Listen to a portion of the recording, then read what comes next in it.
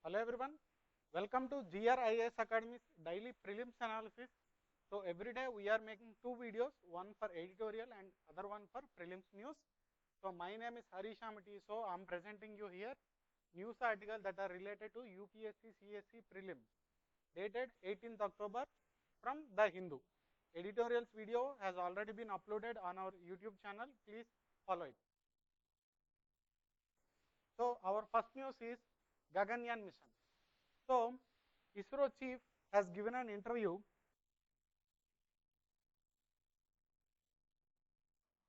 So ISRO chief has given an interview published in The Hindu. So in that interview, he is saying we are fully ready for this GAGANYAAN mission. Okay, India is fully ready for this GAGANYAAN mission. He is saying rockets are being tested.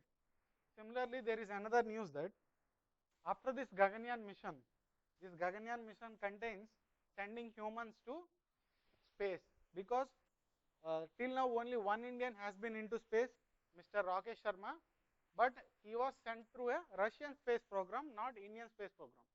So no Indian was ever gone into space through a Indian mission, and first time three astronauts, three Indians were being planned to send to space through exclusively indigenous mission, Indian mission, which is called GAGANYAAN. So here ISRO chief has been explaining the same. Now after sending our humans to the space, our future plans is to send humans to the moon. So India is already being very successful in this space mission, and we have very high ambitions now. So let us take a brief about this GAGANYAAN mission, because it is continuously in news. We should know the minimum basics of it. So as I said, 3 astronauts will be sent to space in this GAGANYAAN mission, and they will spend 7 days in space.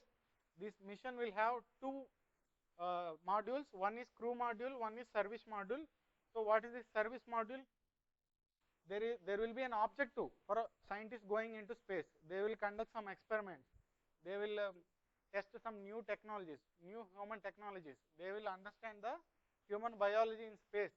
So all of this testing and new kind of technologies, inventing, etc., happens in the service module. This is our objective fulfilling module. Scientists operate in the space in this module, service module, and then the crew module. Till now, whatever the rockets we are sending, they don't have to come back. Whatever the satellites we are sending, they don't have to come back. But these humans, they need to come back. This is a manned space mission. So those astronauts need to reach India back safely. So there is a crew module which takes care of this re-entry.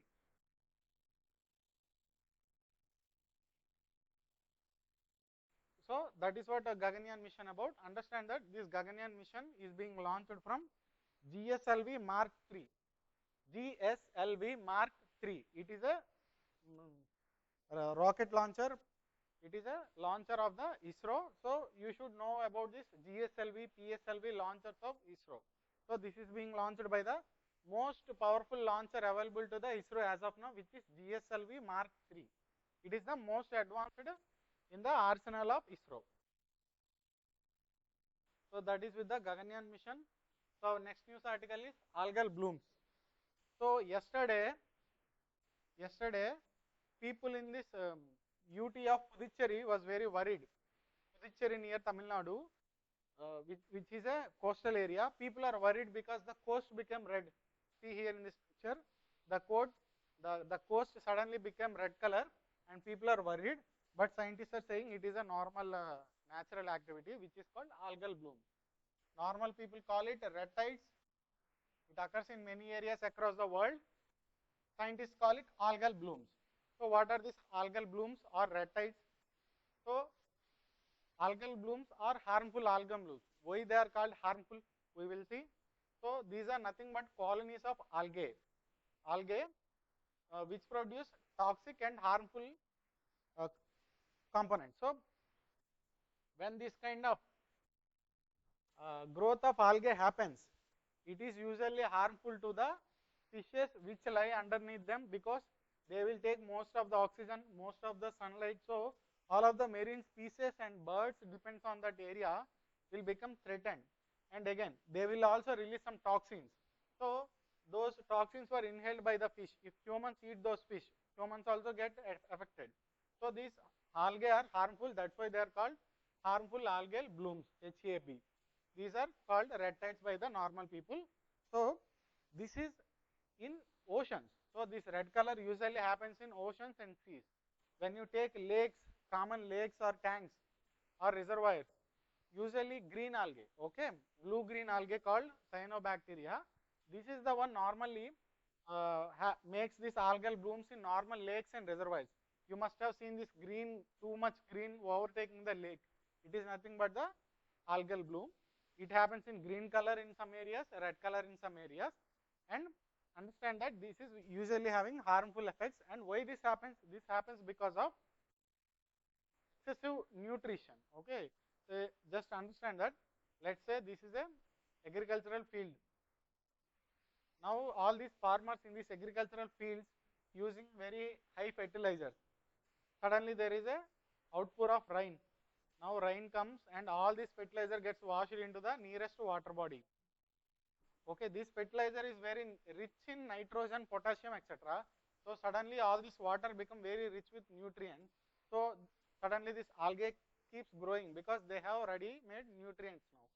So that results in algal bloom in this lake area. So such kind of incidents, mostly some natural and in these times mostly human made, are causing algal blooms which are harmful to the surrounding animals and plants.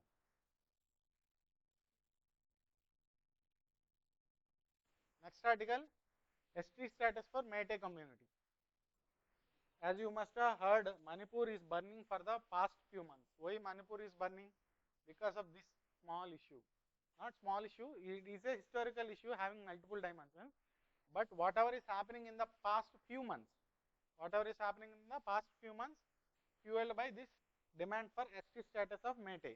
So, if you see the geography of Manipur, this is the geography of Manipur. Manipur at its center is occupied by the Meitei community, dominated by the Meitei community. The center region is a valley region, it is dominated by a community called Meitei community.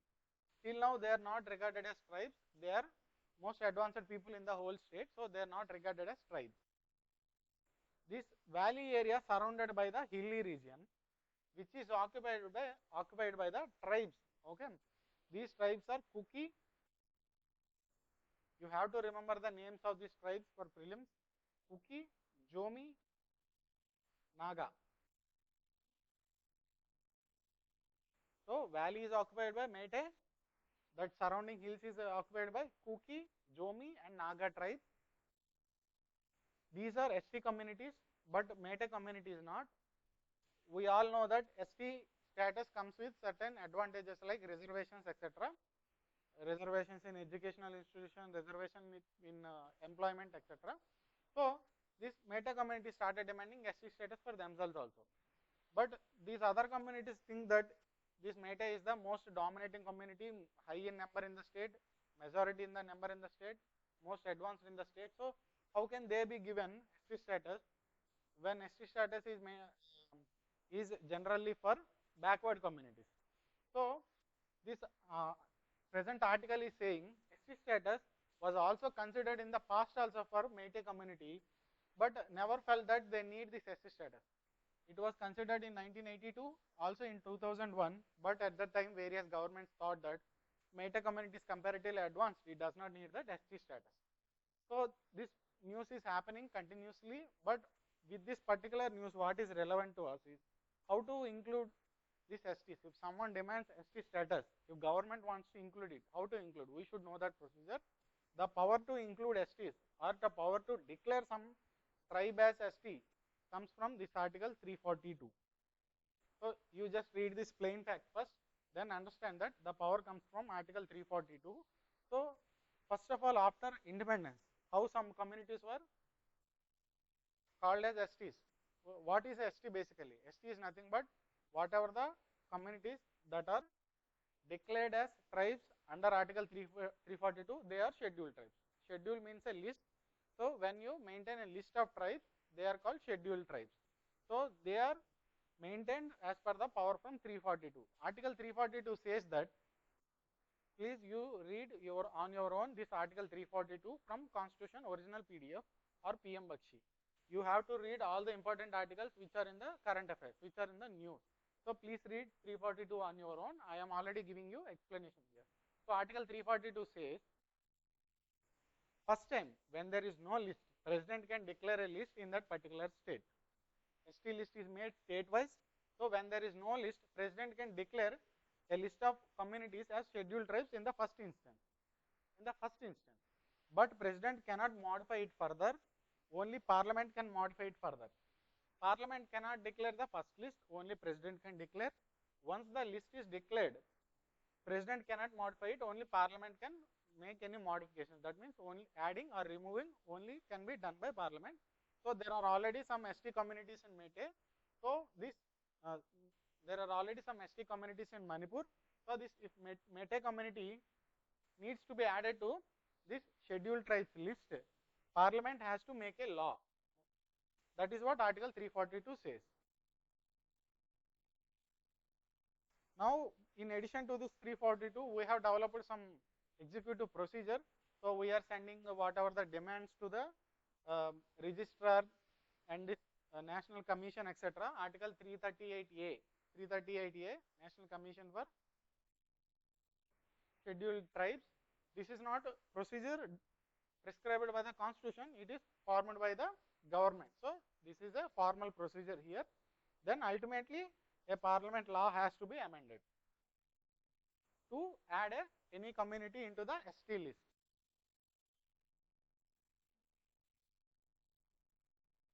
So here is a previous question I have given you. This question was asked in 2013. So when a certain tribe is used, you should know that the geography of the tribe. So here is a previous question. They are asking to match tribe and the respective state. So Limbu, Sikkim, yeah, this is correct. Limbu tribe lives in this area of Nepal and Sikkim, etc. Next, Karbi, Himachal Pradesh, no, because Karbi lives in Assam. There is even a district named Karbi Anglong in Assam. So Karbi, not Himachal Pradesh, it is in Assam. Dongriya Kond, Odisha, right? Yes, Konds are famous in Odisha region. Next, Bonda tribes, Tamil Nadu, no. Bonda tribes are the, you can say they are the most primitive tribe in India. They live in this tri-region of AP, Chhattisgarh and Odisha. Okay, in the central Indian region of Chhattisgarh, Odisha and AP region, Bonda tribes lives at this tri-junction. So it is not near at Tamil Nadu. So only 1 and 3 are right. A is the answer.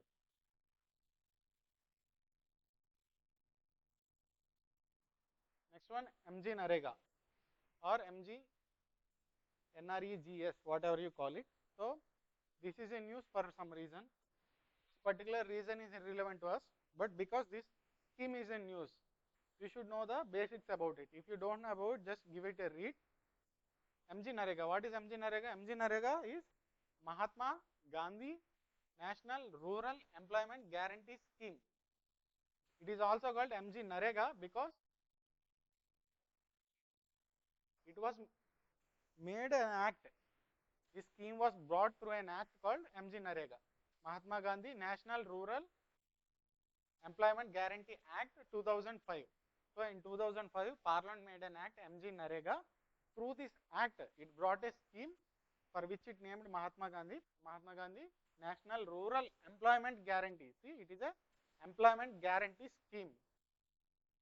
So it is based on right to work.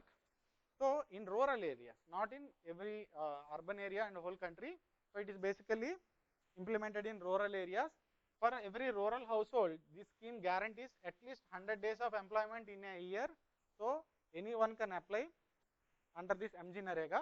So they will get 100 days of unskilled work, which will be told by that particular officer to this particular person. He has to perform that work.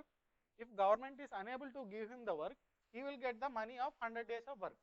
He has to work if work is available. If government cannot provide him work, he will get the money. So it is an employment guarantee so that the minimum bare necessities are ensured in rural areas. It is given only to the one person, one adult member of every household. Only one person per household. Mostly women in rural areas are getting benefited by this MGNREGA. and under this scheme minimum wages should be given. Minimum statutory minimum wages, whatever the prescribed, they should be added to. Okay. So government frequently for every quarter it publishes minimum wages, and those wages need to be strictly added under the scheme.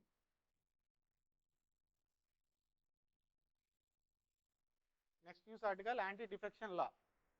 So first, before coming to this news, let us know about the anti-defection law, because this is needed to understand what is happening right now. So first let me explain what is anti-defection law. This is a frequent phenomenon in Indian politics. We see that one person changes party without any ideology or something.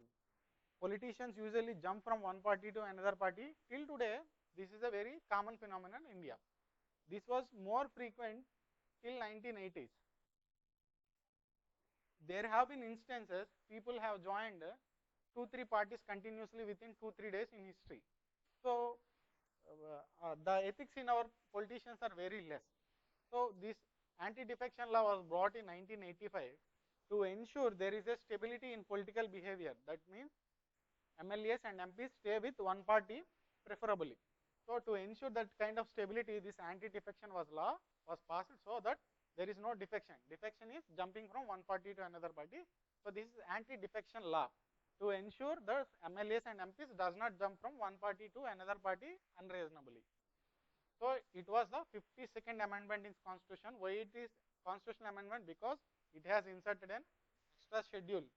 So the act is nothing but a schedule. So Constitution originally had 8 schedules. Through first constitutional amendment, we have inserted a 9th schedule. Then through 52nd amendment, we have inserted a 10th schedule. So this 10th schedule will have some rules. Under what conditions a politician is allowed to jump to another party, under what conditions he is not allowed. So this 10th schedule clearly lays down.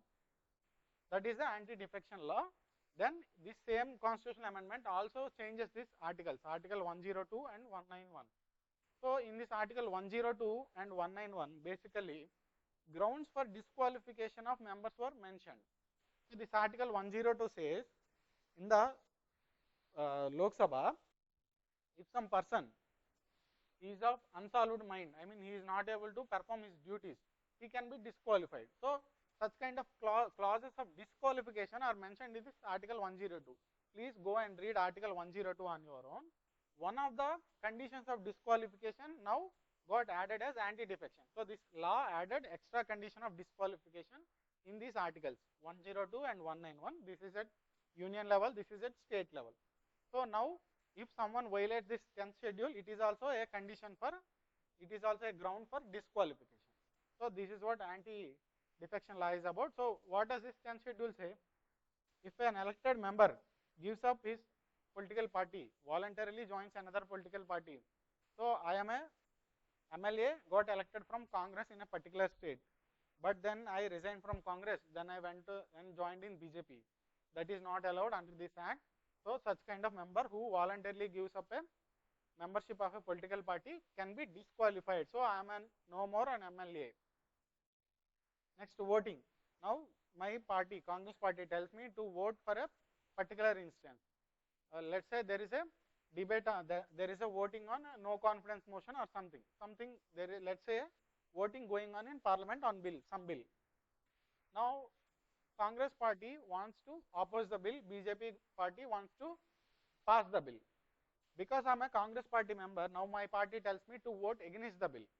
But if I, for some reason, does not agree with the Congress leadership and I vote in support of the bill, then I am against the, I have voted against the decision of my party.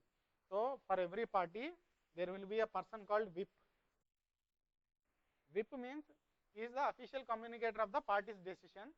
So my party's whip tells me which how I should vote. My party whip tells me how I should vote, whether I should vote for the bill or against the bill. My whip tells me one thing, but I did another thing. So then when I go against the direction of my whip, when I go against the direction of my whip, I can be disqualified. So these are two grounds. Another ground is if an independent member is someone who is not participating in the elections with the support of any political party. not Congress, not BJP. I have just participated with my own name, so I am an independent member. I have no affiliation with any political party, so I am called an independent member. So such kind of independent members, when they got elected, they cannot join any political party, because I have participated and got elected as an MLA, as an independent member. So I should remain as an independent member throughout my term. If I join in any political party, I can be disqualified under the 10th schedule. Again, a nominated member. Some provisions exist in Constitution allowing president or governor to nominate people into Lok Sabha, Rajya Sabha or state assemblies. Nomination, not election.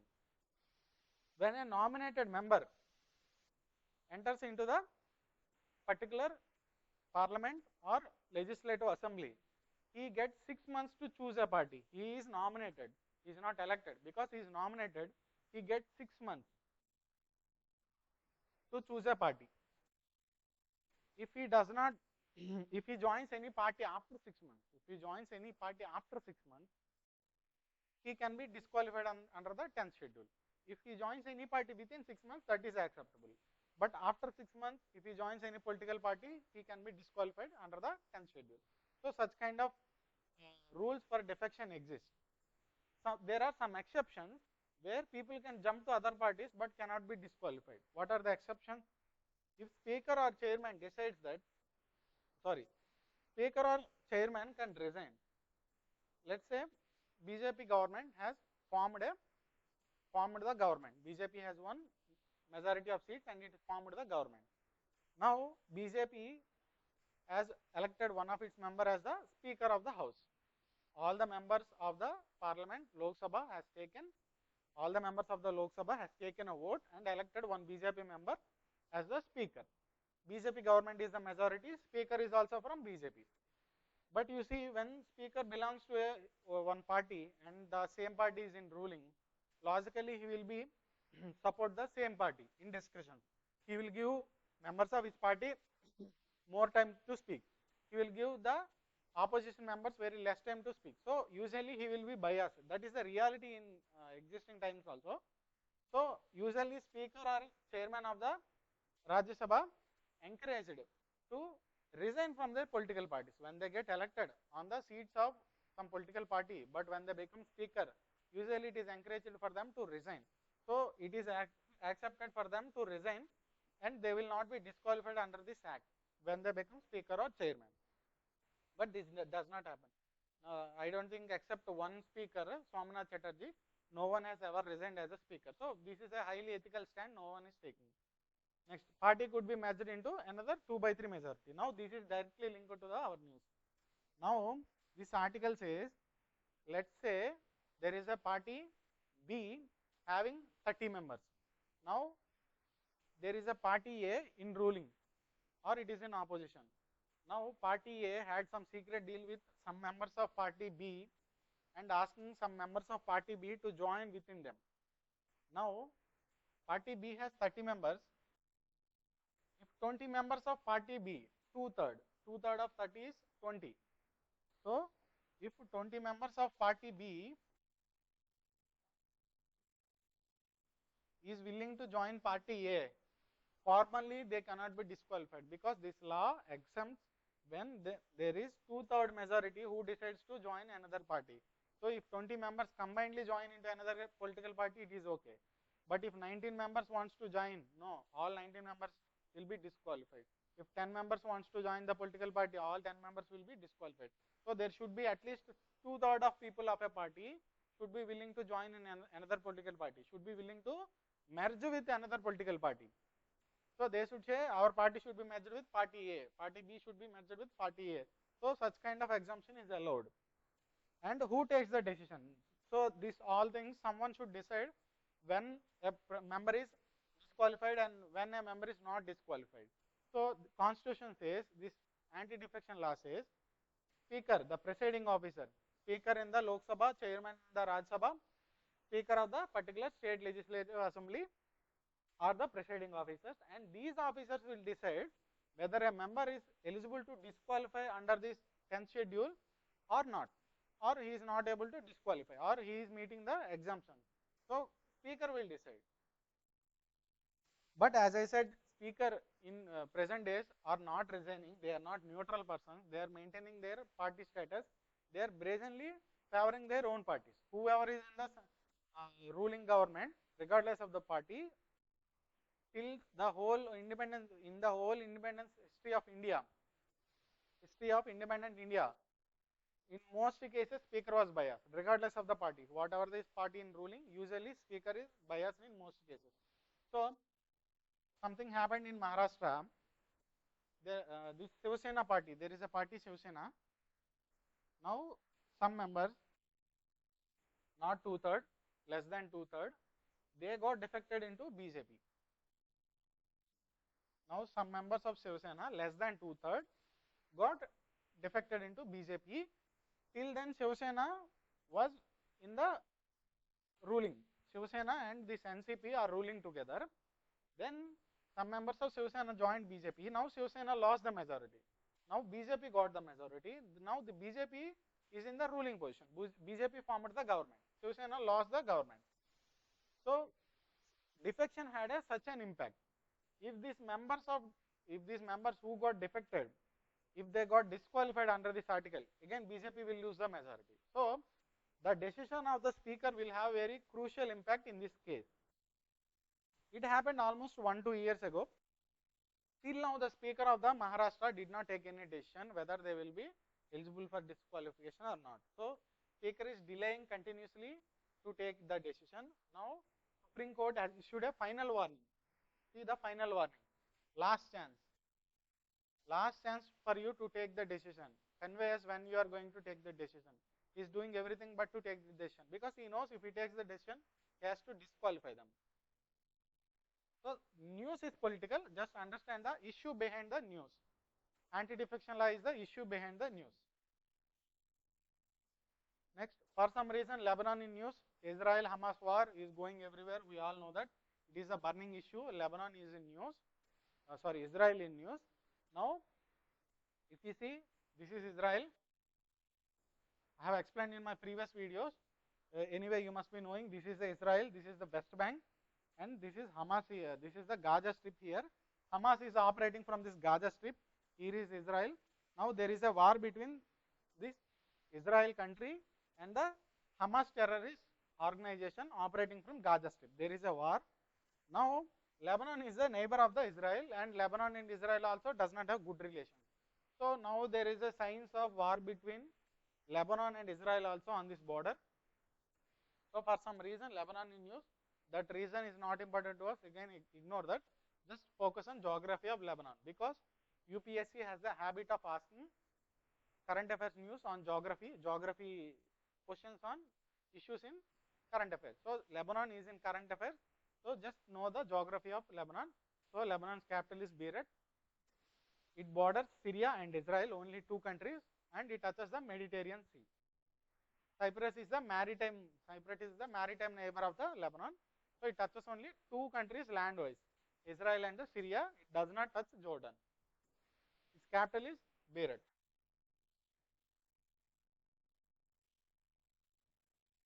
So here is a sample question. Try to answer. Pause the video and answer. Now I am going to reveal the answer. So as I said, which are the neighboring countries of the Lebanon? Syria, Israel, okay. No Jordan, no Egypt. So two only.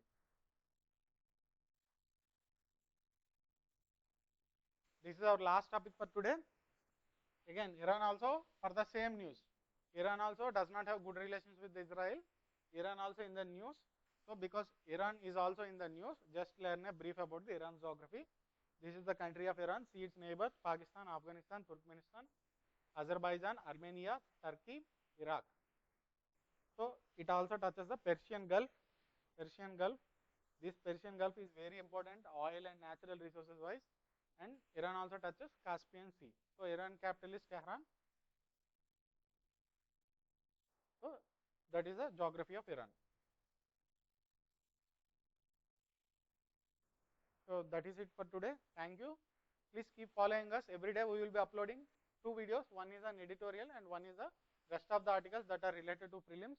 In editorial video, I am trying to give my best comprehensive analysis on every topic. today we have discussed these 3 topics of same-sex marriages, centralized buying of medicines, etc.